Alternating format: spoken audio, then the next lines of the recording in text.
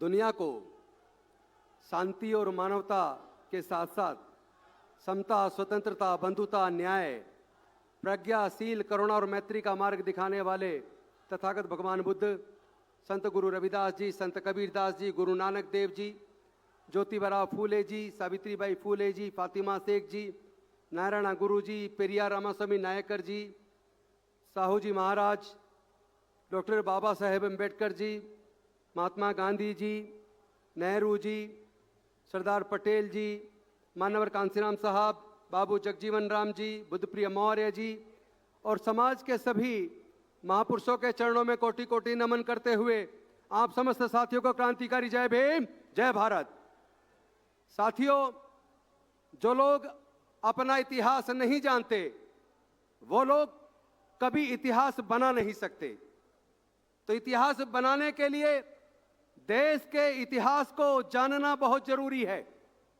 आपको ये बात समझनी पड़ेगी कि भारत के अंदर 1935 से पहले वोट डालने का अधिकार केवल 3 तरह के लोगों था। एक, जो लोग इनकम टैक्स पे करते थे उनको वोट डालने का अधिकार था। दूसरा, जो बड़े जमींदार रजवाड़े थे उनको वोट डालने का अधिकार था। और तीसरा, जो ग्रेजुएट थे उनको वोट डालने का अधिकार था। लेकिन देश में मनुस्मृति के चलते देश की महिलाओं को, चाहे वो किसी भी जाति धर्म की महिलाएं हों, उनको पढ़ने का अधिकार नहीं था। देश में शूद्रों और छूतों को पढ़ने का अधिकार नहीं था, इसलिए वो लोग ग्रेजुएट नहीं बन पाए। उनको व्यापार करने का भी अधिकार नहीं था, इसलिए वो व्यापारी भी नहीं बन पाए। और वही व्यापारी नहीं बन पाए तो इनकम टैक्स पेई भी नहीं बन पाए। और इसके साथ साथ उनको संपत्ति रखने का भी अधिकार नहीं था, इसीलिए वो लोग जमींदार नहीं बन पाए। तो इस देश में 1935 से पहले मुश्किल से 5% लोग, यानी कि 100 में से केवल 5 लोगों को वोट डालने का अधिकार था।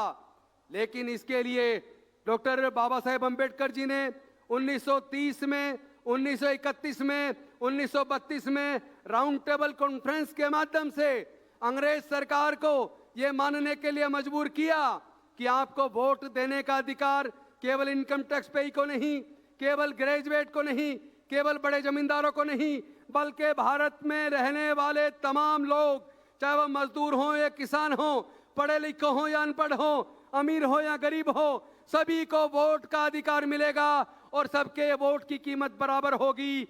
1 मैन 1 वोट, 1 वोट 1 वैल्यू। इतने मुश्किल से 1935 के अधिनियम के तहत भारत के लोगों को वोट का अधिकार मिला।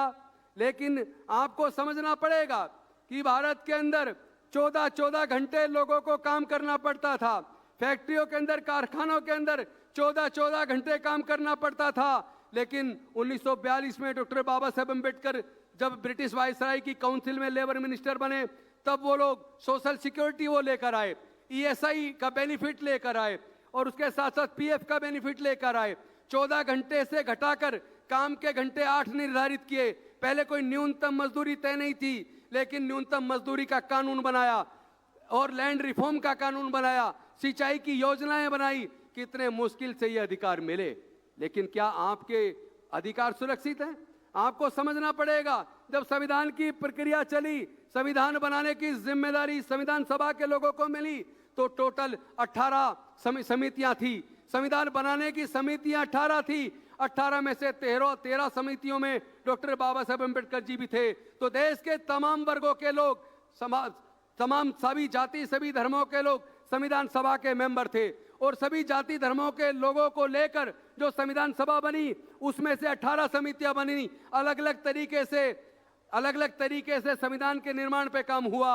और उसके बाद जो ड्राफ्टिंग कमेटी बनी, ड्राफ्टिंग कमेटी के 7 सदस्य थे, उनमें से एक डॉक्टर बाबा साहेब अम्बेडकर जी थे। उन्होंने पूरे दुनिया के संविधानों को पढ़ा और दुनिया के संविधानों को पढ़ने के बाद भारत की स्थिति को जांचा परखा। चूंकि भारत के अंदर 6743 जातियां हैं, अनेकों जातियां के साथ साथ अनेकों धर्म हैं, अनेकों भाषा बोलने वाले लोग हैं, अनेकों संस्कृतियों को मानने वाले लोग हैं। भारत में हर 50 किलोमीटर के ऊपर लोगों की भाषा बदल जाती है, संस्कृति बदल जाती है। ऐसे भारत को जो आजादी से पहले 562 रियासतों में बटा था, ऐसे भारत को एकजुट करके एक सशक्त राष्ट्र के रूप में बनाना बेहद मुश्किल था। लेकिन हमें और आपको गर्व करना चाहिए कि डॉक्टर बाबा साहब अम्बेडकर जी ने और संविधान सभा के सदस्यों ने पूरे दुनिया के संविधानों को पढ़ा और उसके बाद भारत को एक ऐसा संविधान दिया जिसने पूरे भारत की 562 रियासतें ही नहीं, पूरे भारत को, विभिन्न संस्कृतियों वाले, विभिन्न जाति धर्म वाले देश को एकजुट करके एक सशक्त भारत का निर्माण किया।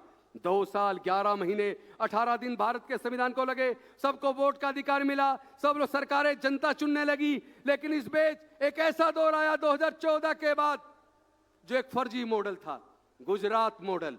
वो गुजरात मॉडल जिसमें गरीब लोग अपने बच्चे को पढ़ा नहीं सकते, वो गुजरात मॉडल जिसमें गरीब लोग अपने लोगों का इलाज नहीं करा सकते, एक फर्जी मॉडल बनाया गया। इसी रामलीला मैदान के अंदर एक फर्जी आंदोलन की शुरुआत की गई, भ्रष्टाचार खत्म करने का आंदोलन। एक्चुअली वो आंदोलन भ्रष्टाचार खत्म करने का नहीं था, वो आंदोलन कोई अन्ना हजारे का आंदोलन नहीं था, वो आंदोलन था आरएसएस, बीजेपी का, कांग्रेस को, यूपीए सरकार को बदनाम करके खत्म करने का। क्योंकि उन्होंने 3 फर्जी केस बनाए, एक 2G स्पेक्ट्रम घोटाला, दूसरा कोल ब्लॉक घोटाला और तीसरा कॉमनवेल्थ घोटाला। लेकिन हुआ क्या, इनकी खुद की जांच एजेंसी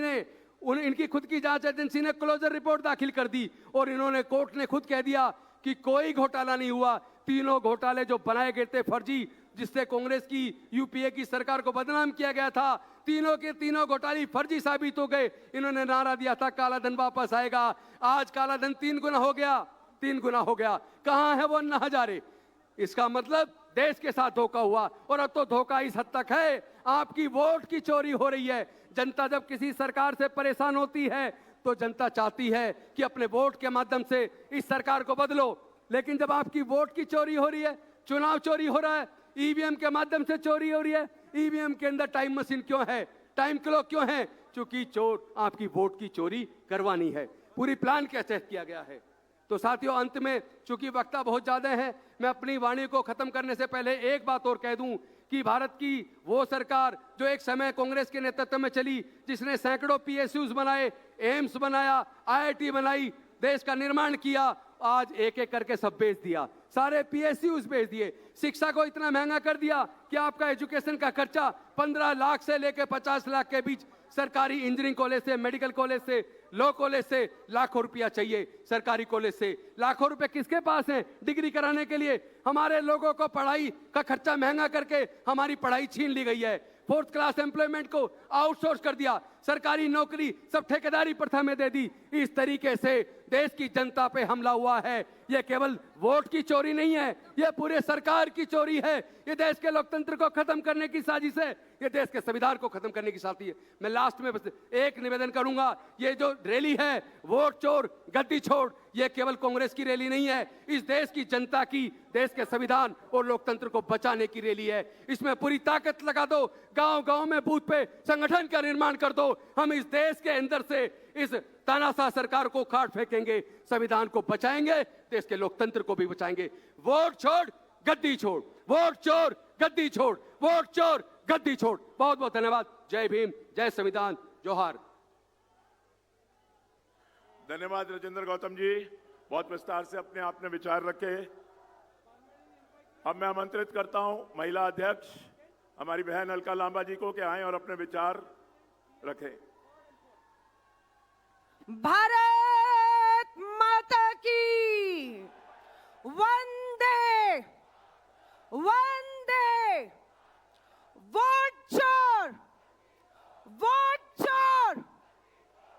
मैं देश के कोने कोने से आए भारतीय राष्ट्रीय कांग्रेस के सिपाहियों को कहना चाहती हूं, कुछ ही समय में हमारे न्याय योद्धा, लोकसभा में नेता विपक्ष श्री राहुल गांधी जी, मल्लिका अर्जुन खड़गे साहब राष्ट्रीय अध्यक्ष, श्रीमती सोनिया गांधी जी पूर्व कांग्रेस अध्यक्ष, प्रियंका गांधी जी हमारी वायनाड से सांसद केसी वेणुगोपाल जी, संगठन महासचिव आपके बीच में कुछ ही क्षण में पहुंचने वाले हैं। बधाई देना चाहती हूं पूरे कांग्रेस परिवार मंच पे बैठे लोगों की तरफ से। जितना सैलाब अंदर है उतना ही सैलाब रामलीला मैदान के बाहर है। इस तानाशाह सरकार की नींव हिलाने का काम आज हमने शुरू कर दिया है। अगर सदन के अंदर हमारे नेता राहुल गांधी ने SIR के खिलाफ आवाज उठाई तो देश का लाखों कार्यकर्ता देश के कोने कोने से आकर इस रामलीला मैदान में सड़कों पर मोर्चा संभाल रहा है। नेता विपक्ष के तौर पर श्री राहुल गांधी जी ने सदन के अंदर एक वोट चोरी को रोकने के लिए बाबा साहब अंबेडकर के संविधान में मिले हमारे हक अधिकारों को छीनने का काम ये तानाशाह सरकार नाम लेने से डरते नहीं है।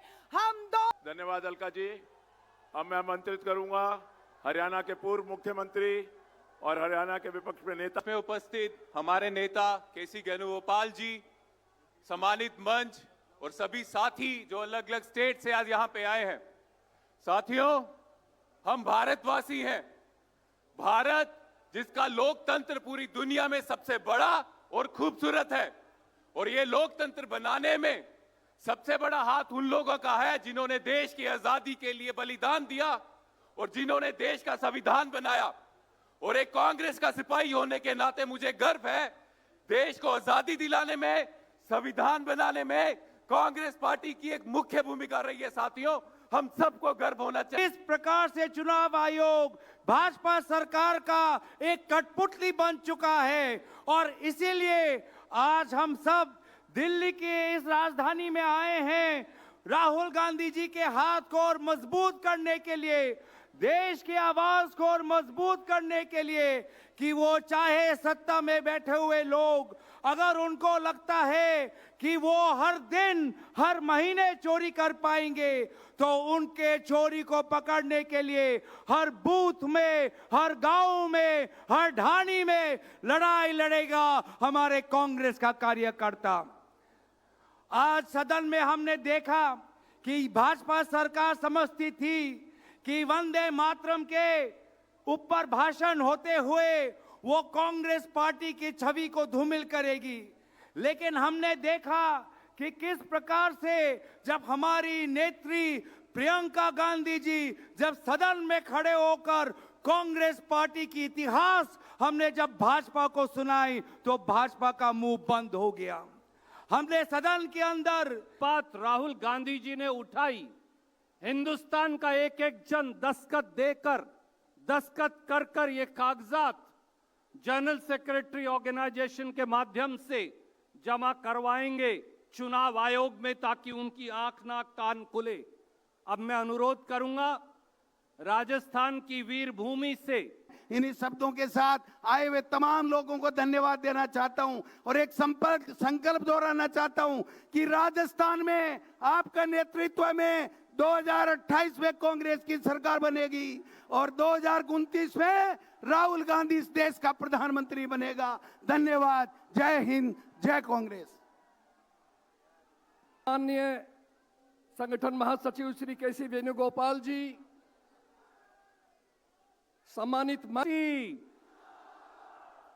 और अब मैं अनुरोध करूंगा Rahul Gandhi ji and Priyanka Gandhi ji, General Secretary Organization KC Venugopal ji, and all the respected senior leaders and my brothers and sisters, good afternoon to all. I just like to make very few points how Election Commission is completely sided with the BJP and destroy the foundation of Indian democracy. The Rahul ji is the first. Sonia Gandhi जी, मोहतरम राहुल गांधी जी। नमस्कार साथियों, मैं दिल्ली प्रदेश Congress committee की ओर से हमारे राष्ट्रीय अध्यक्ष सम्मानित श्री की महासचिव आदरणीय प्रियंका गांधी जी से कि वो आए और अपनी बात आपके समक्ष रखें।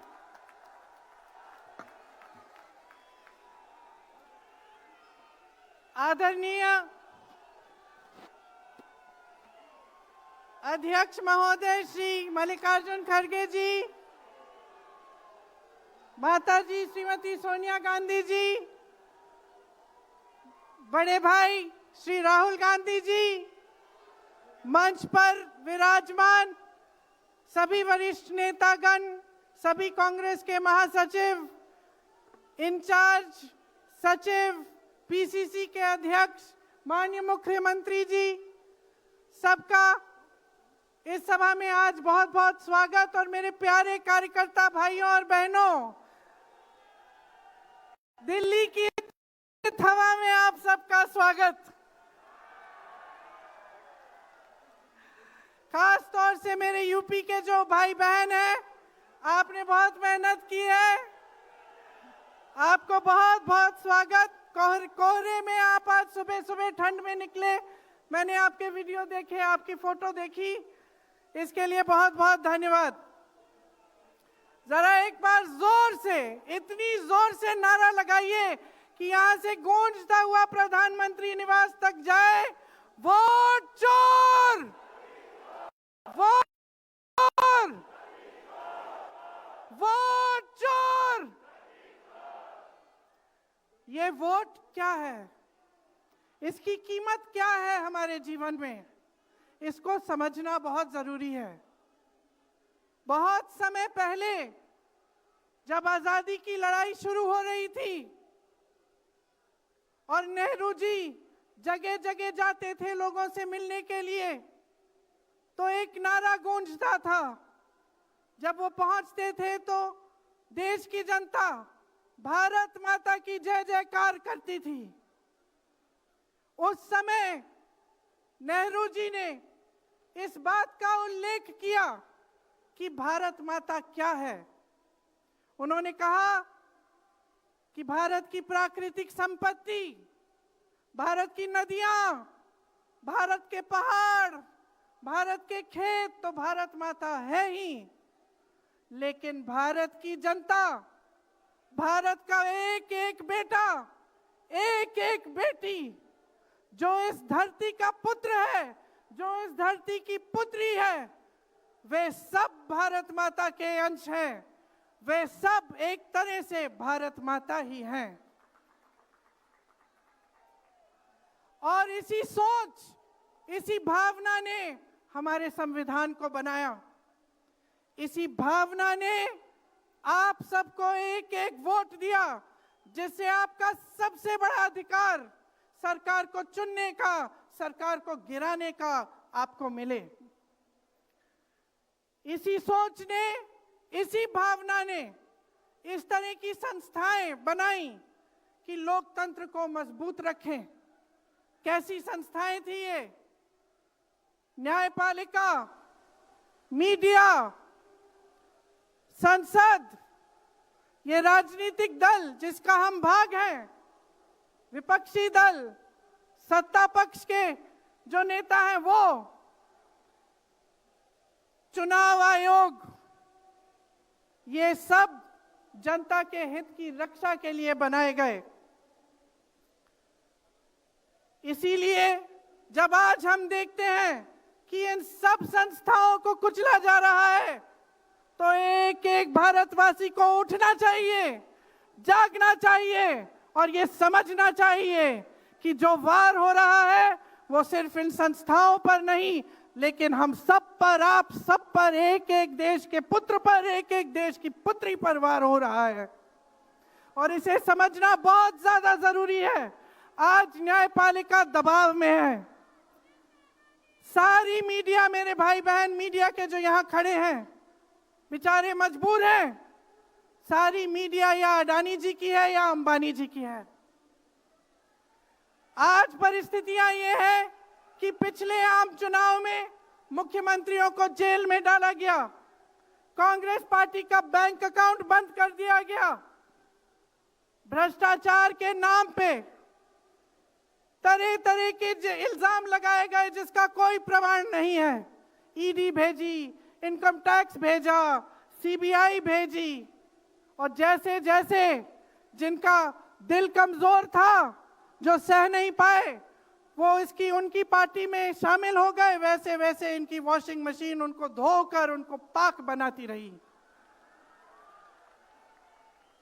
आज संसद को देखिए, संसद को देखिए, मुश्किल से एक सत्र में एक दो बहस होती हैं और जब हमने कहा, राहुल जी ने मुद्दा उठाया, खड़गे जी ने मुद्दा उठाया कि हमें बहस करनी है चुनाव पे, एसआईआर पे, जिस तरह से वोट चोरी हो रही है उस पे, तो घबरा गए, मानी नहीं बात। अंत में जाकर कैसे माने कि हम वंदे मातरम पर भी चर्चा करेंगे। तो हम संसद में ये बहस करते रहे कि राष्ट्रगीत किसका है, राष्ट्रगीत कैसे बना, राष्ट्रगीत क्यों बना, और जो बड़ी बड़ी समस्याएं हैं जिससे आप जूझ रहे हो, बेरोजगारी, महंगाई, पेपर लीक, उसके बारे में चर्चा करने की हिम्मत नहीं है। हिम्मत क्यों नहीं है? क्योंकि अगर इनको एक असली चुनाव लड़ना पड़े, मैं चुनौती देती हूं, एक सही चुनाव लड़ लें, बैलेट पे लड़ लें, तो ये खुद जानते हैं कि कभी नहीं जीत पाएंगे। आज आपको मायूस होने की जरूरत नहीं है कि बिहार का चुनाव हार गए, क्योंकि पूरा देश देख रहा है कि ये चोरी से जीतते हैं। राहुल जी ने प्रेस कॉन्फ्रेंस की, पहले हरियाणा की बात बताई, महाराष्ट्र की बात बताई, कर्नाटक की बात बताई, बिहार में एसआईआर करके 65 लाख वोट काट दिए गए। और अगर ये सारे प्रमाण आप अलग कर दें तो एक साफ और साधारण बात सामने आती है। आचार संहिता के समय 10-10 हजार रुपए आप पहुंचा रहे हो, कोई आपको रोक नहीं रहा है। चुनाव आयोग आंख बंद कर रहा है, आंख मूंद रहा है। तो अगर ये चुनाव चोरी नहीं है तो क्या है? इनके पास जवाब ही नहीं है। ये जानते हैं कि आज के दिन जनता इनसे नाराज है। देखिए, हिले हुए लगते हैं। संसद में मैं देखती हूं, आत्मविश्वास घट गया है, आंखों में आंख मिलाकर नहीं देख पाते, सामने से गुजरते हैं तो यूं आंख झुका देते हैं। आत्मविश्वास कम हो गया है, घट गया है, अपने आप में विश्वास घट गया है, क्योंकि जनता का विश्वास भाजपा से, इनकी सरकार से, प्रधानमंत्री मोदी जी से, अमित शाह जी से सबसे हट चुका है।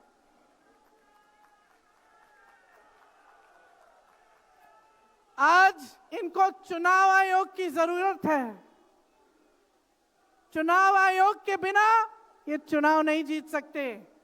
और याद रखिए, चुनाव आयोग के जो मुख्य जो 3 अधिकारी हैं, उनके नाम आप याद रखिए, कभी मत भूलिए इनके नाम, क्योंकि ये आज हमारे लोकतंत्र पर वार कर रहे हैं।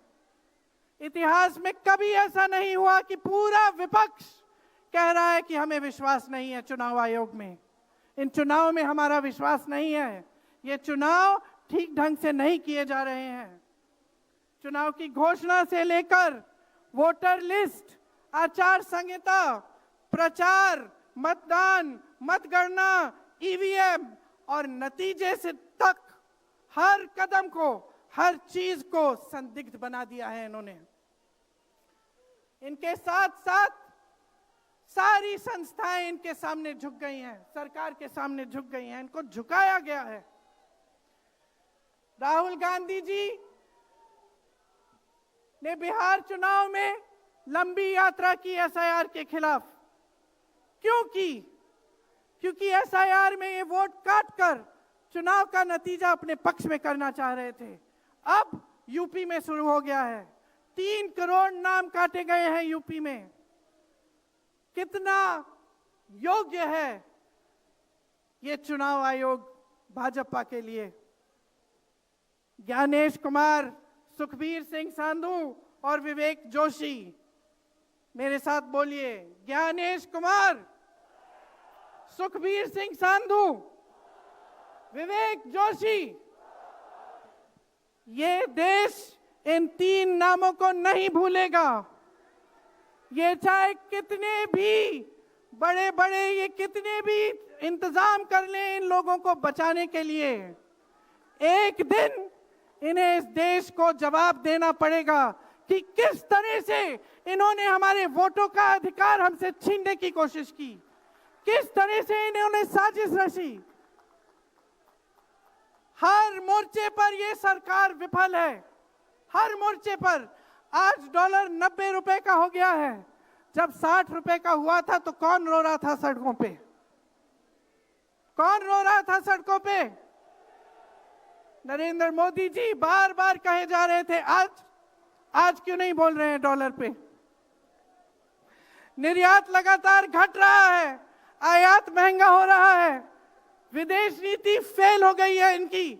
हाथ पकड़ के चलते हैं ट्रंप जी के साथ, बड़े बड़े राष्ट्रपतियों के साथ, लेकिन जब समय आता है तो देश के साथ कोई खड़ा नहीं होता। ये है इनकी विदेश नीति। और इनकी नीति कि देश की सारी संपत्ति अपने दो चेलों को, अडानी जी और अंबानी जी को पकड़ा देते हैं। यहां देश का नौजवान महंगाई से जूझ रहा है, बेरोजगारी से जूझ रहा है, पेपर देता है, लीक हो जाता है, कोई उसकी सहायता नहीं है, नशे की तरफ जा रहा है, बेटिंग ऐप में पूरे दिन बिताता है। और बेटिंग ऐप चलाया कहां से जा रहा है? कहां से चलाया जा रहा है? सूत्रों के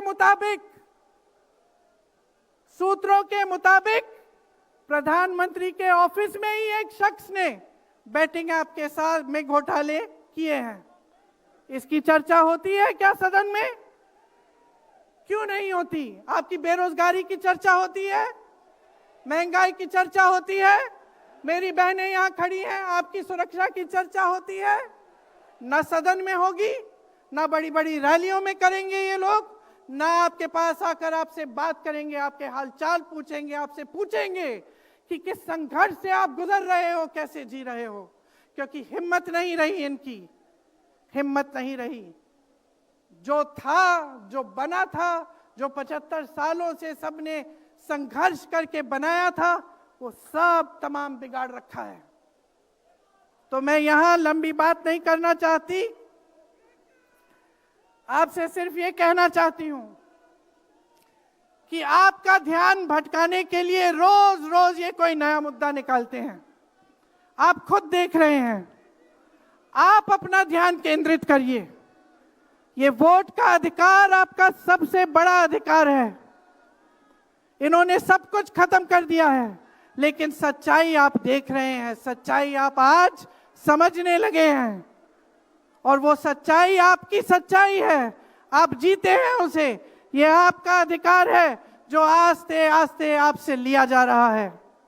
हमारी एक लंबी लड़ाई है, भारत माता की आत्मा की रक्षा की लड़ाई है। राहुल जी 8000 किलोमीटर की यात्रा करके आए हैं, देश भर में पहले पैदल चले, फिर यात्रा की इन्होंने किस लिए? न्याय के लिए, देश की एकता के लिए। हमारे अध्यक्ष जी खड़गे जी, इस उम्र में मैंने देखा है 47 डिग्री की गर्मी में हेलीकॉप्टर से उतरते हुए ऐसे बड़े बड़े मंचों में पसीने से लथपथ, लेकिन झुकते नहीं हैं, हटते नहीं हैं, चलते रहते हैं। ये है हमारी कांग्रेस की शक्ति। ये वही शक्ति है जिसने स्वतंत्रता संग्राम में हमें आजादी दिलाई। ये वही शक्ति है जो सच्चाई से पीछे कभी नहीं हटेगी। ये वही शक्ति है जो आप सबको यहां लाई है, आज आपको ये संघर्ष की शक्ति दी है कि इस माहौल में इस समय आप खड़े रहे अपनी पार्टी के साथ। ये देश की महान जनता है और हम अपना दायित्व समझते हैं, अपना धर्म समझते हैं कि हम आपके वोट की रक्षा करें, संविधान की रक्षा करें और आपके अधिकारों को मजबूत करें। इसलिए आज हम यहाँ आपके सामने आए हैं ये कहने के लिए कि हम लड़ते रहेंगे, हम कभी नहीं झुकेंगे, हम कभी नहीं रुकेंगे। धन्यवाद, जय हिंद। बहुत बहुत शुक्रिया प्रियंका जी। और अब मैं आमंत्रित करूंगा एक ऐसी शख्सियत को, वो जो कभी थकते नहीं, जैसा प्रियंका जी ने कहा, वो जो कभी रुकते नहीं, जिनकी कथनी और करनी में अंतर नहीं। जब जब गरीब पर जहां जहां हमला होगा तो माननीय मल्लिकार्जुन खड़गे जी की आवाज जरूर गूंजेगी। भारतीय राष्ट्रीय कांग्रेस के सम्मानित अध्यक्ष आदरणीय मल्लिकार्जुन खड़गे साहब से कि वो आए और अपना आशीर्वाद हमें दें।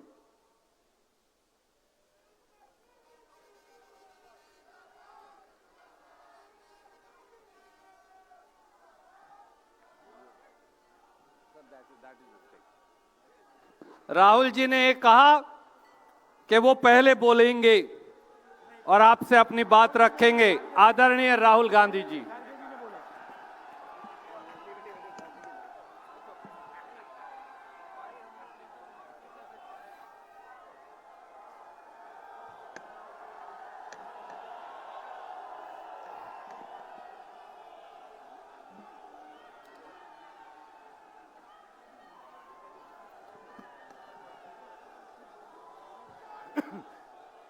कांग्रेस प्रेसिडेंट मल्लिकार्जुन खड़गे जी,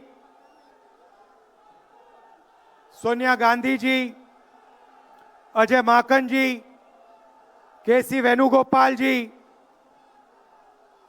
काजी निजामुद्दीन जी, देवेंद्र यादव जी, CWC के members, chief ministers, PCC presidents, CLP leaders,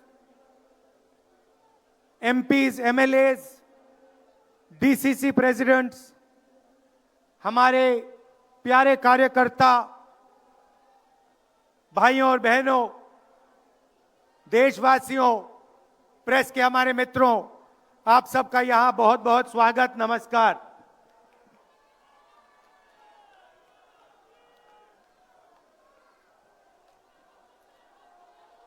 अभी जब मैं गाड़ी में आ रहा था तो गाड़ी में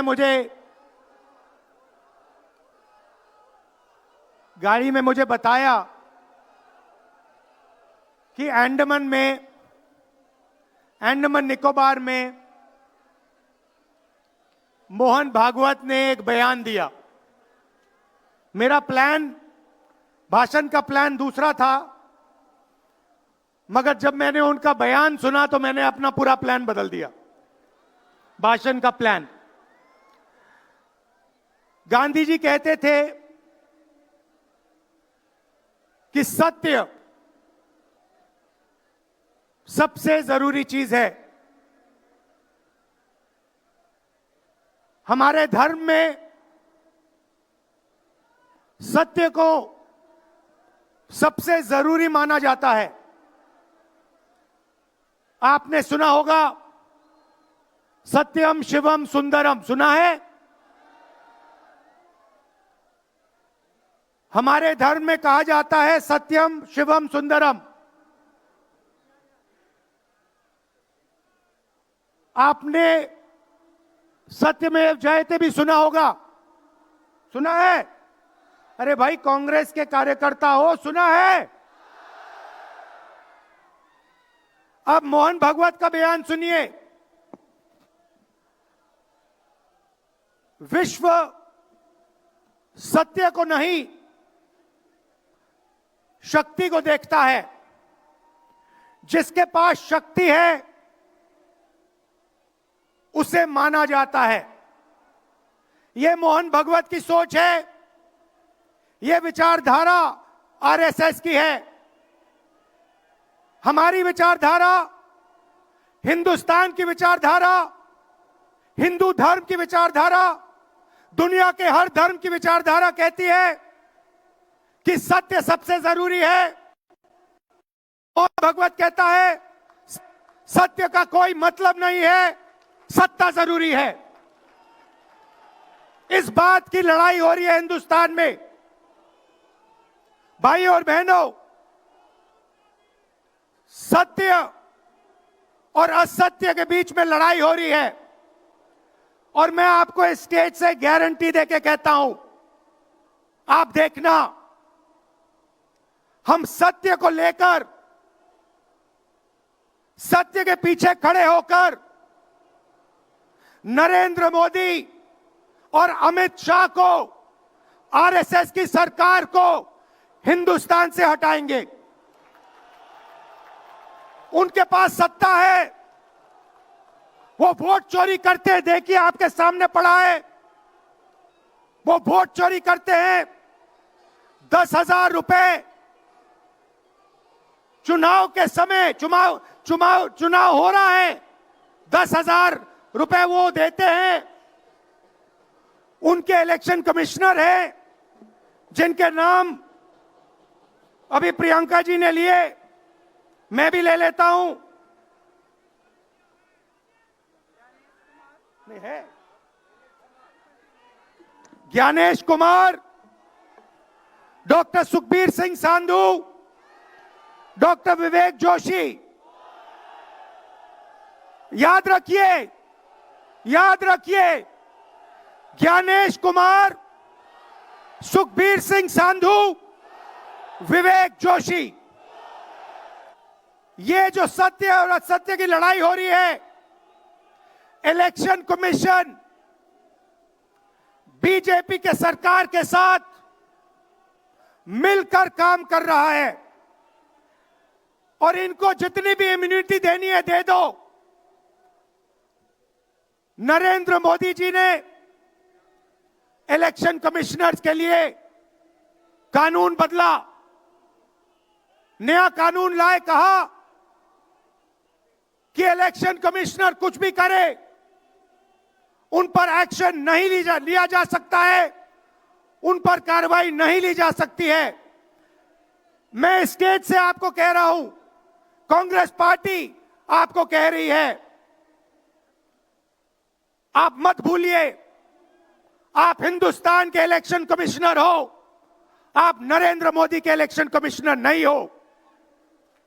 और हम आपको साफ कह रहे हैं, यह जो कानून बना है, आपकी रक्षा करने के लिए कानून बना है। इस कानून को हम बदलेंगे, रेट्रोएक्टिवली बदलेंगे और आपके खिलाफ एक्शन लेंगे, क्योंकि हम सच्चाई की लड़ाई लड़ रहे हैं और आप असत्य के साथ खड़े हो।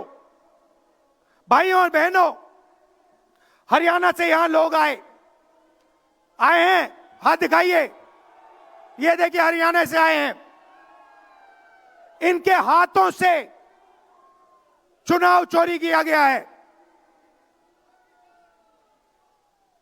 ब्राजील की महिला 22 बार हरियाणा की वोटिंग लिस्ट में दिखाई देती है। एक पोलिंग बूथ में एक महिला 200 बार आती है।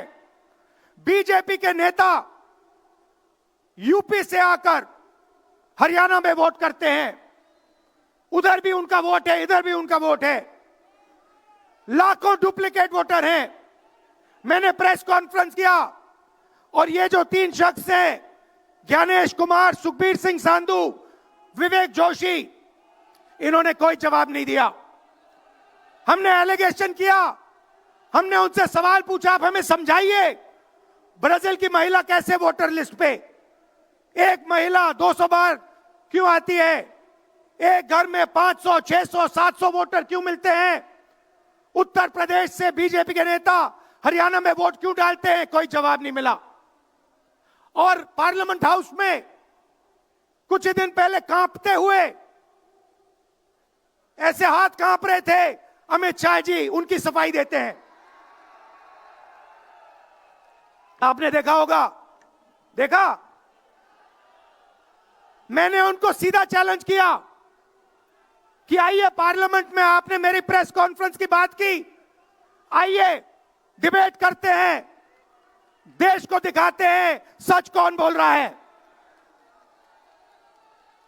ये आप भूलिए मत, ये देश सच का देश है, सत्य का देश है। आपके पास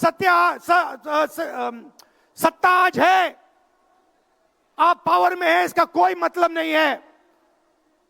देश की जनता सत्य को समझती है, सत्य के लिए लड़ती है। ये देश सत्य के लिए जान दिया है। आपने देखा अमित शाह को, हाथ देखा अमित शाह का? हाथ देखा कांपते हुए ऐसे? देखा? क्यों हाथ क्यों कांप रहा था? मैं बताता हूं। क्योंकि ये बहादुर जब ही हैं जब इनके हाथ में सत्ता है। जैसे ही इनके साथ से सत्ता निकलेगी, आप देखना इनकी बहादुरी कहां जाएगी।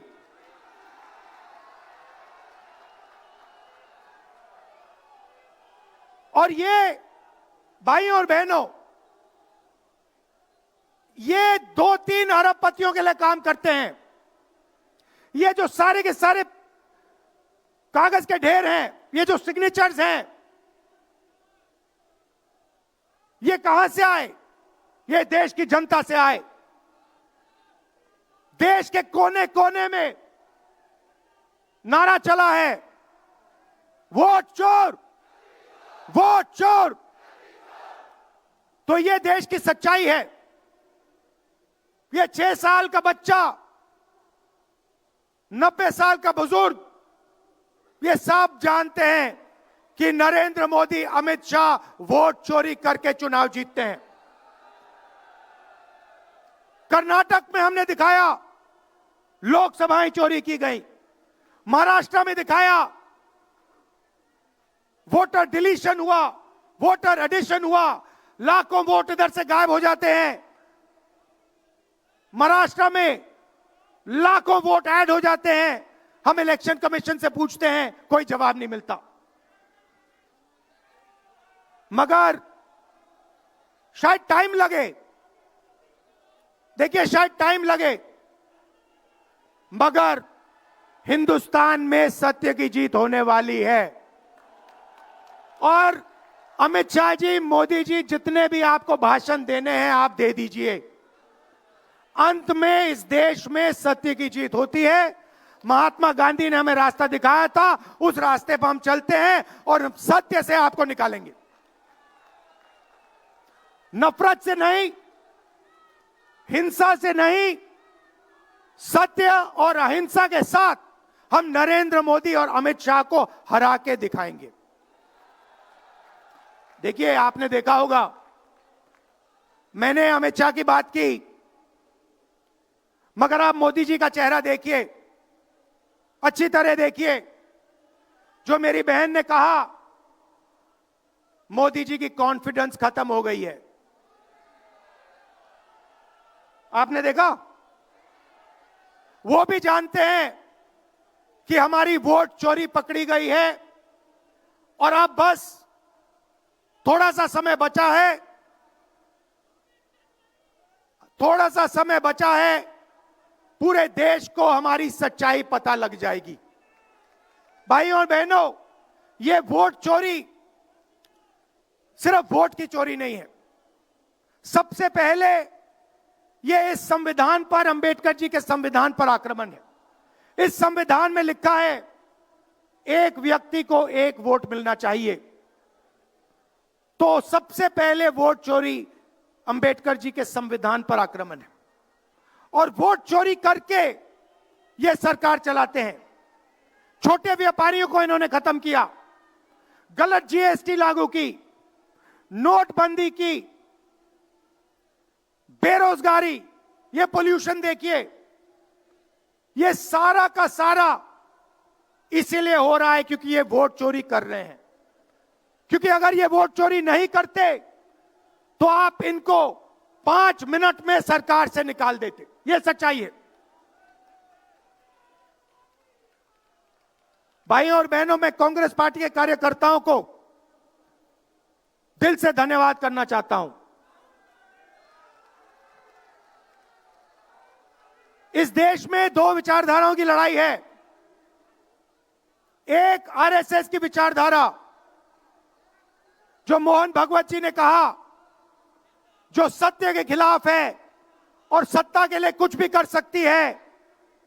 और दूसरी हमारी विचारधारा, आपकी डीएनए, आपके खून की विचारधारा, सत्य की विचारधारा, अहिंसा की विचारधारा। और आप बिना डरे, धूप में, आंधी में, तूफान में, बारिश में, आप कांग्रेस पार्टी की विचारधारा के लिए लड़ते हो। जैसे आपके डीएनए में सत्य है, वैसे उनके डीएनए में असत्य और वोट चोरी है। भाई और बहनों, आप घबराओ मत, आप घबराओ मत। अंत में इस देश में सत्य की जीत होगी और सत्य से हम नरेंद्र मोदी और अमित शाह और आरएसएस की सरकार को हटाएंगे। आप सबका दिल से धन्यवाद। नमस्कार, जय हिंद। बहुत बहुत शुक्रिया राहुल जी। और अब मैं अनुरोध करूंगा अखिल भारतीय कांग्रेस कमेटी के अध्यक्ष, हम सबके आदरणीय मल्लिकार्जुन खड़गे साहब से कि वो आए और अपना आशीर्वचन हमें दें। आदरणीय खड़गे साहब।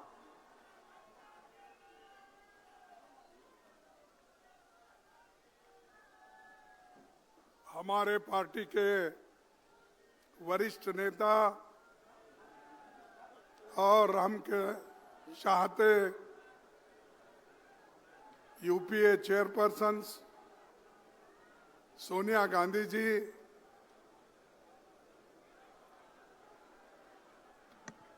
हमारे लोकसभा के नेता जोश के साथ अभी राहुल गांधी जी ने अपने विचार आपके सामने रखे और श्रीमती प्रियंका गांधी जी, वेणुगोपाल जी, अजय माखन जी और इस मंच पर बैठे हुए सभी नेतागण और यहाँ पर पधारे हुए हमारे भाइयों बहनों, नौजवान साथियों और युवा मित्रों, मैं ज़्यादा कुछ आपके सामने बहुत से मुद्दे नहीं रखना चाहता। सिर्फ आपको ये कहना चाहता हूँ, जो राहुल गांधी जी इस देश के लिए, इस देश के जनता के लिए जो लड़ रहे हैं, उस लड़ाई को मजबूत करना हम सब का काम है। ये मैं आपसे विनती करने आया हूं। अगर आप उन विचारों को मजबूत नहीं करेंगे, समझो ये आपका नुकसान है, देश का नुकसान है, उनका कोई नुकसान नहीं है। अरे देश अगर बचाना है, तुम अपने वोटों को बचाना है, अपने वोटों को अगर सुरक्षित रखना है, अपने हकूक को मजबूत करना है, इस संविधान को अगर बचाना है, तो आप काम कर सकते हो अपने लिए। हमारे काम को, हमारे विचारों को आगे ले जाने का काम राहुल गांधी जी कर रहे हैं, सोनिया गांधी जी कर रहे हैं, आज प्रियंका जी भी कर रही है। तो ये हमारी जिम्मेदारी बन सकती कि हम एक होकर उनके विचारों को मजबूत करें, साथ ही साथ कांग्रेस पार्टी की जो विचारधारा है उसको लेकर आगे बढ़े। कांग्रेस पार्टी की विचारधारा ही देश को बचा सकती है। भागवत की विचारधारा, गोलवाल गुरुजी की विचारधारा या हमारे मनुस्मृति की विचारधारा ये देश को बचाएंगी नहीं, ये देश को खत्म कर देगी। और उसी रास्ते पे मोदी चल रहे हैं और उसी रास्ते पे बीजेपी चल रही है। आहिस्ता आहिस्ता ये लोग संविधान के खत्म करने की कोशिश कर रहे हैं। और जो हिंदू धर्म में तो सब लोग हैं, हिंदू धर्म के नाम पर, हिंदुत्व के नाम पर वो लोग फिर गरीबों को गुलामी में रखना चाहते हैं। अगर तुम गुलामी में रहना चाहते हो,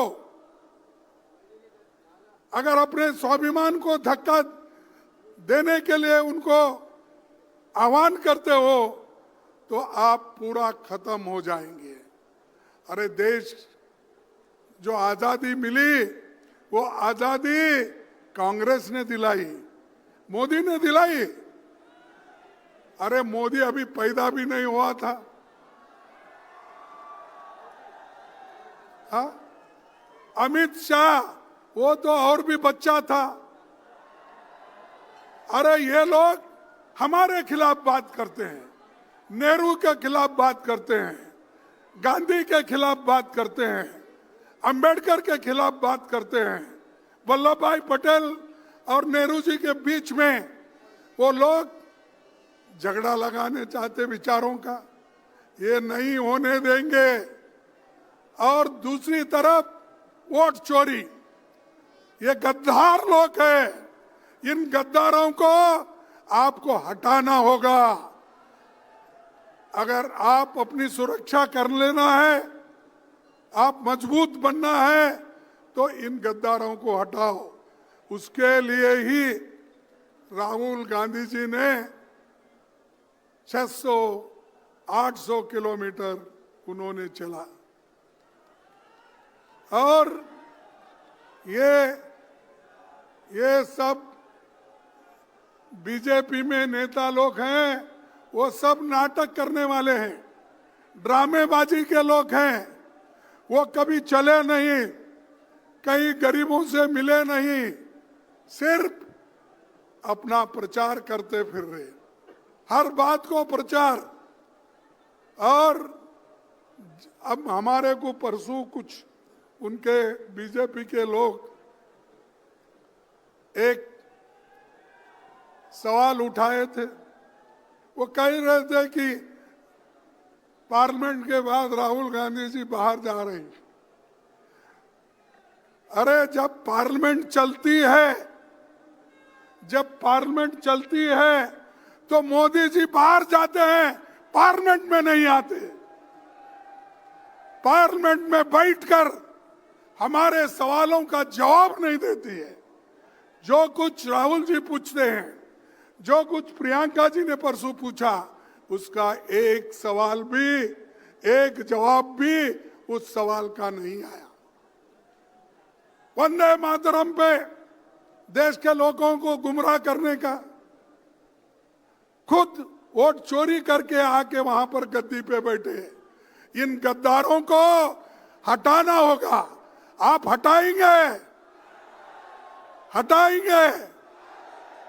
तो हम आपका पूरा साथ देंगे। और राहुल गांधी जी, प्रियंका जी, हम सोनिया गांधी जी और इस मंच पे कितने लोग यहाँ बैठे हुए, वो सब आपके साथ हैं। और ये सभी लोग बीजेपी के विचारधारा को, आरएसएस के विचारधारा को खत्म करने का एक उन्होंने शपथ ली है, और आपको भी उस शपथ के तहत चलना पड़ेगा। आरएसएस और बीजेपी ये जो विष की बीज बो रही है, ये बहुत खतरनाक है, खास करके गरीबों के लिए। मैं किसी जात पात की बात नहीं बोल रहा हूं, चाहे एससी हो, एसटी हो, ओबीसी हो, जनरल लोग हो, किसी जात के लोग। अगर गरीब के हाथ में जो बाबा साहब अंबेडकर, पंडित जवाहरलाल नेहरू जी और कॉन्स्टिट्यूंट असेंबली ने मिलकर ये जो आपको हक दिया, संविधान दिया और वोट डालने का अधिकार दिया, अगर ये वोट डालने का अधिकार ही चले गया, आप क्या करेंगे? यहाँ अमीर गरीब का झगड़ा है, लेकिन ये लोग वो तो छोड़ दिए, वो तो हमेशा गरीबों के बारे में सोचते नहीं, और अमीर लोगों को और अमीर बना रहे हैं और गरीब को और गरीब बनाया। तो इसीलिए भाइयों, हमारी लड़ाई गरीबों के लिए है, हमारी लड़ाई आरएसएस और बीजेपी के खिलाफ है, हमारी लड़ाई इन गद्दारों के खिलाफ है, हमारी लड़ाई जो वोट चोरी कर रहे हैं उनके खिलाफ है। तो इसीलिए आपको मजबूत बनना होगा, हर गांव-गांव जाना होगा, हर गांव-गांव जाके आप अपनी बात बताना होगा। मैं परसों, मुझे याद आ रहा है, मैं परसों अपने घर में बैठा था। उस वक्त राहुल जी ने पूछा कि आप बेंगलोर जा रहे हो? मैं बोला हाँ। फिर उसके बाद में फिर थोड़े मिनट में बोला ना। तो वो बोले क्यों? मैंने कहा कि ये वोट चोरी रैली निकल रही है, बड़े बड़े सभी कन्याकुमारी से कश्मीर लोग आ रहे हैं, वेस्ट बंगाल से लेकर गुजरात तक आ रहे हैं, इनको छोड़ के जाना मुश्किल है। और एक बात मैं कहना चाहता हूं, वो इतना बड़ा इंसान है, मैं तारीफ उनकी करने के लिए यहाँ नहीं ठहरा, लेकिन हमेशा कंपैशन और गरीबों के बारे में सोचने वाले वो व्यक्ति है। तो मैं थोड़ा देर चुप बैठा और मेरा बेटे का 8 घंटे का ऑपरेशन था परसों। तब मैंने सोचा, अरे 8 घंटे का ऑपरेशन है। मेरी पत्नी मुझे फोन की, मेरी बेटी डॉक्टर है, उसने किया, घर के 3-4 लोग फोन किए कि ये बड़ा ऑपरेशन है, आपको आना चाहिए। तो मैंने उनको बोला ठीक है। फिर आखिरी में सोचा, अरे इस देश के लिए बॉर्डर पे जाके ये जवान मरता है अपने मातृभूमि के लिए, और देश के हित में इंदिरा गांधी जी कुर्बान दी, राजीव गांधी जी कुर्बान दिए, और सोनिया गांधी जी सब कुछ त्याग की, और मैं अपने बेटे के लिए जाऊं और ये पार्लियामेंट छोड़ के और यहाँ पर जो वोट चोरी का इतना बड़ा जो जुलूस है या बहुत बड़ी लड़ाई है, इस लड़ाई के छोड़ को मैं नहीं जाऊंगा। जैसा कि सरहद पे जवान लड़ता है, जैसा कि हमारे सोनिया गांधी जी लड़े हैं, जैसा कि हमारे राहुल गांधी पैदल चल रहे हैं, अरे मेरा एक बेटा को अगर कुछ भी हुआ ठीक है, लेकिन देश के 140 करोड़ लोगों को बचाना है, इसलिए मैं रहूंगा। इसीलिए मैं यहाँ पर आज हाजिर हूं, और लड़ाई में हमेशा पीछे नहीं हटना। अगर आप पीछे हटेंगे तो मर गए। डरो मत, कुछ भी आने दो। चंद लोग ऐसे होते हैं, कुछ ईडी का आया, मैं क्या करूं, कुछ सीबीआई का आया, मैं क्या करूं।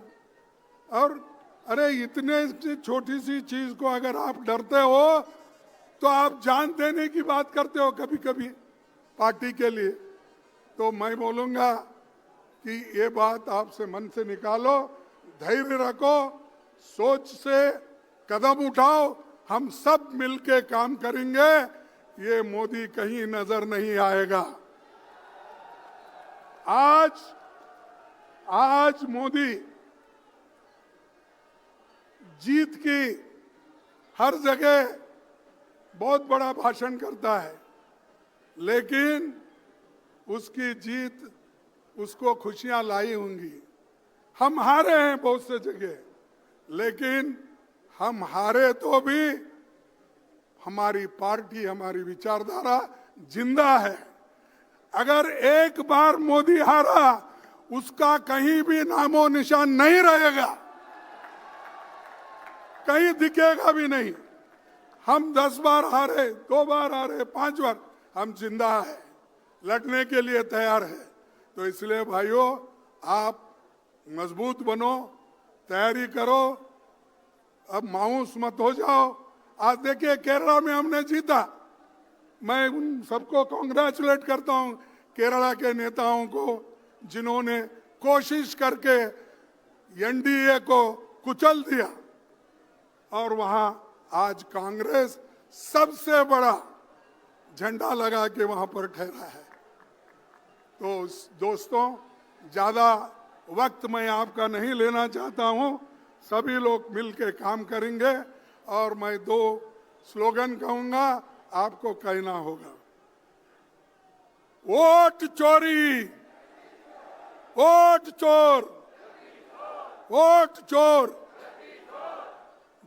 जय हिंद, जय हिंद, जय हिंद, वंदे मातरम, वंदे मातरम, वंदे मातरम।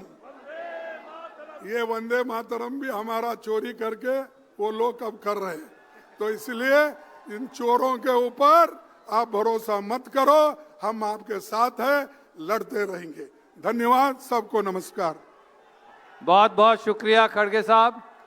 और मैं दरख्वास्त करूंगा आदरणीय कांग्रेस अध्यक्ष जी को, आदरणीय राहुल जी को, आदरणीय सोनिया जी को, आदरणीय प्रियंका जी को, सभी सीडब्ल्यूसी के सदस्य गणों को कि ये 5 करोड़ दस्तखत हिंदुस्तानियों के जो गवाह हैं वोट चोरी के, वो यहां आए और एक बार सब कांग्रेस जन आकर इनका अवलोकन करें और एक नारा आप सब मेरे साथ लगाएंगे, जो मंच पर नेता विराजमान हैं वो भी और जो सामने हमारे साथी हैं वो भी।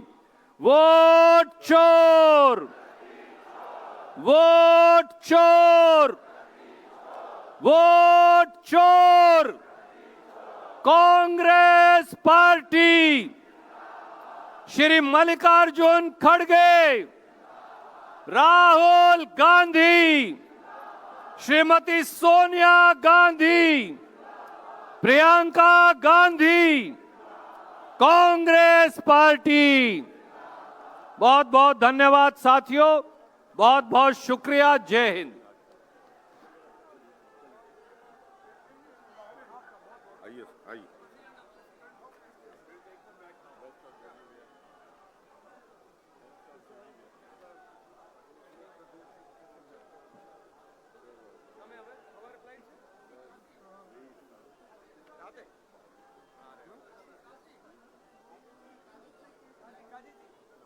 It was a huge challenge to pick from office and bring. Now I have to take them back also. गाड़ी अंदर ही लगा दी सकती।